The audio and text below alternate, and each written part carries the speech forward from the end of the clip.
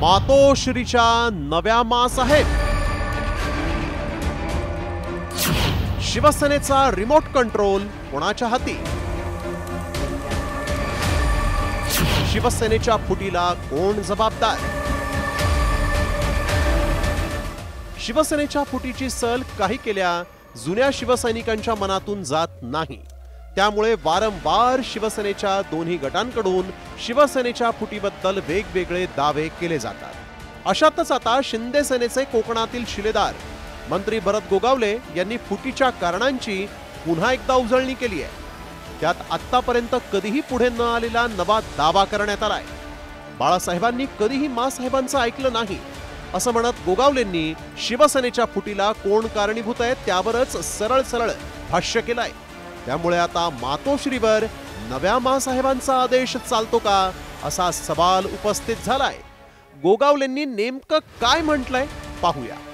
ज्या स्त्री शक्तींनी त्यावेळेला काही गोष्टी चांगल्या सांगायला पाहिजे होत्या उद्धव साहेबांना, त्यावेळेला न सांगितल्यामुळे हे सगळं घडलं। आणि ज्यावेळेला उद्धव साहेब स्वतः मुख्यमंत्री झाल्यानंतर आदित्यना मंत्रिपद नाही द्यायला पाहिजे होतं हे सगळ्यांचं म्हणणं होतं आणि त्यामुळेला तो हट्ट झाला आणि त्याच्यामुळे हे सगळं रामायण महाभारत घडलं म्हणून आम्ही बोलतो। शिवसेनेमध्ये उठाव होण्याचं कारण रश्मी ठाकरे होते 100%। गोगावलेंनी उद्धव ठाकरेंच्या पत्नी रश्मी ठाकरेंवर नेमके काय आरोप केलेत पाहूया। रश्मी ठाकरेंमुळे शिवसेनेत उभी फूट पडली। रश्मी ठाकरेंकडून आदित्य ठाकरेंना मंत्रिपद देण्याचा हट्ट। रश्मी ठाकरेंमुळे एकनाथ शिंदे मुख्यमंत्री होऊ शकले नाहीत। तिकीट वाटपात रश्मी ठाकरेंचा हस्तक्षेप। राणे भुजबळ आणि राज ठाकरेंच्या मनोमिलनात रश्मी ठाकरेंचाच खोडा। दरम्यान राज आणि उद्धव ठाकरे यांच्या युतीची चर्चा सुरू झाल्यानंतर नितेश राणेंनी असाच एक आरोप केला होता।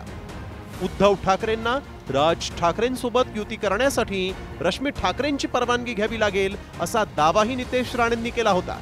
दरम्यान ठाकरे गटाचे भास्कर जाधव यांनी गोगावलेंच्या दाव्याला आता उत्तर देणं टाळलंय।